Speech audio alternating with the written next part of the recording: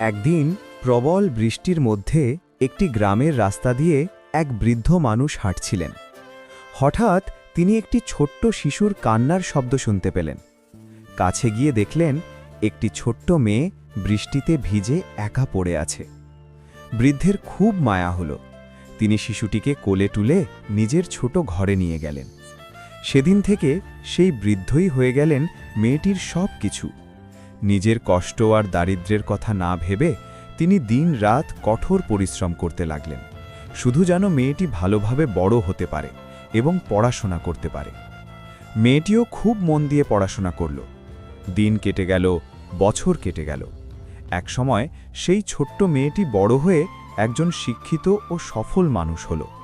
তারপর একদিন সে সেই বৃদ্ধকে নিজের সাথে নিয়ে গেল এবং বলল, আজ থেকে আপনি আর কষ্ট করবেন না, এবার আমি আপনাকে সুখে রাখব।